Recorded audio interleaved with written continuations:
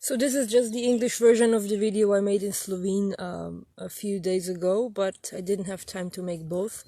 And in case you hadn't noticed, each video I make in both languages. First make Slovene, which is in 1.1, 2.1, 3.1 and so forth.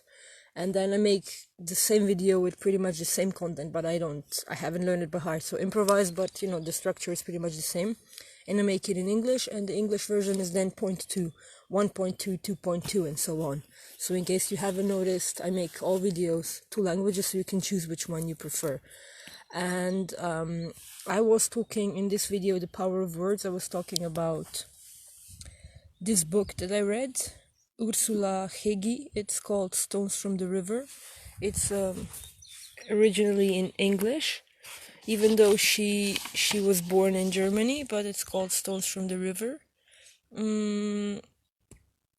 And this is a story about a young girl called Trudy Montag, and she's a really capable, loving, kind little girl. She learns how to make her own clothes. She has an angelic voice, like the most beautiful voice in the village, and she sings in the choir. And she helps her father. She's really loving. She's really loyal. She's a great swimmer. She does all these amazing things, and she's really like a trustworthy person. She likes secrets. She keeps all other people's secrets. She's hardworking. She's loyal. Awe-inspiring. A really, really, really beautiful person, and I love the way Ursula Hegi wrote her. And Trudy is also an outcast, because what happened was that she was born a midget. So her mother was just as well. Sorry, the sun is in the background, so I just moved a little bit. So that it takes place in Germany around and after the Second World War. So when Trudy's father was in the army, Trudy's mother cheated on him with a guy from the village, and Trudy was born a midget, and her mother is convinced that this is her punishment for the sin that she committed. And the mother never accepts the child, and neither do the other people in the village, especially the children. So Trudy is always an outcast, because she's like a head shorter than the rest of the girls, or like she never grows, and she tries to grow, and she's hanging from doors and staircases and tree branches, trying to make her bones longer, but it just doesn't happen. And just the way that people treat her, just because, you know, and she says it so beautifully. She says that inside I'm just like every other girl in the village, like every other child in the village, and I want to be treated the same, but people don't see that. And this also kind of relates to me because of, I mean, right now, today I'm in a different state of mind after yesterday, but this is just to catch up on this video. When I made the first one, I was thinking about, you know, how people don't realize the power of words, and they misuse it, and they don't treat it as the delicate and powerful tool that it is. And then I was sitting down with a friend a few weeks ago, whose child has specific trait. The child has a different development of chromosomes, or a different shape of a specific chromosome, which then influences the child's ability or speed of development, of how they walk, how they talk, how they behave. And then so many people see this woman, this mother, and they're like, oh, poor you. And I'm like, how very dare you say such a thing, you know, because people, they use this pity and, you know, treating someone else like they're victim or they're poor, because it takes your focus off your own challenges and off your own situations that you're not comfortable with. And in contrast, you create contrast in order to feel better about yourself, but that's crap. If you need contrast to feel better about yourself, something's not right. So just focus on feeling good about yourself unconditionally, and that's it.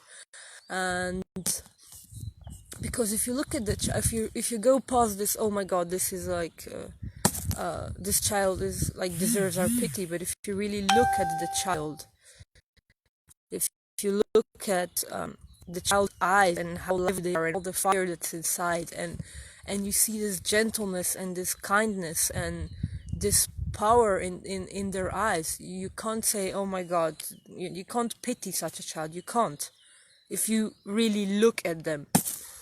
And then I mentioned, like, when I was this acquaintance, or I can't say friend, because such a person cannot be my friend ever, unless they really change and, you know, have a heart to heart with themselves and figure out that life is not as black as white as they imagined. But so this acquaintance asked me over for a drink, so I went, and we were sitting on their balcony talking, drinking beer, like for like about an hour, talking about, you know, life and cars and jobs and career opportunities and inevitably women.